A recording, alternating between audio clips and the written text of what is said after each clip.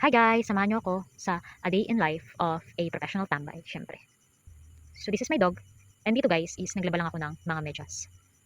Nilagyan ko na yan siya guys ng powder na marami and ng Sunrocks na rin ako. Nakita niyo yun, kulay red? Brown na brown. Syempre guys, pula dito yung lupa sa Santa Monica. Medyas yan ng bata. Sobrang pula guys, di ba? Pula ang lupa kaya namumula yung kanilang medyas. Hindi sila gumagamit ng kanilang panloob. Mga elementary students. So yan, pinasok ko na talaga siya sa kamay para maganda siyang i-brushan. Tsaka hindi ako mahirapan. Sanay kasi ako sa ganyan guys. Pinapasok ko sa kamay yung medyas bago ko siya pinabrushan. Para natanggal ko yung dumi. So yan, habang nagpapahinga, nakita ko tong cross stitch ng auntie ko. So ayan, binidyohan ko na. So dito guys, ayun na. Dahil naglalaban ko kanina, binalawan ko na siya guys, yung mga medyas. So ayan, nakita nyo puting-puti na. Syempre, binarush ko siya ng maayos guys.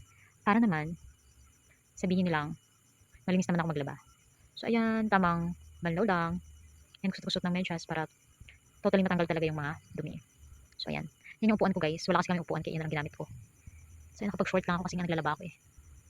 Sobrang medyo basa-basa na ako yan guys. Kasi nga, tumatalsik yung tubig sa gripo. So ayan, binus ko na yung tubig guys. Kasi dalawang banlaw ko yan, babanlawan ko na naman ng isa. So ayan, nasut-kusutan ko pa yan. Para hindi parang hindi guys. So ayan, yan lang, tamang kusut-kusut lang tayo. Yan, tamang kusut-kusut. So ayan na guys, after nyan pala, sinampay ko na yan sa mga kimpit.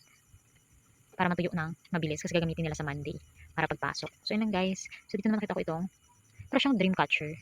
Pero, hindi ko alam yung tawag sa kanya. So ayan, nagbike tayo guys para maka-exercise. Nagbike tayo. Hindi nakita ko yung mga kambing dyan. So ito yung mga kambing namin guys dati. Ayan, binidyohan ko lang. So ito lang naman yung nangyari guys sa buong araw ko.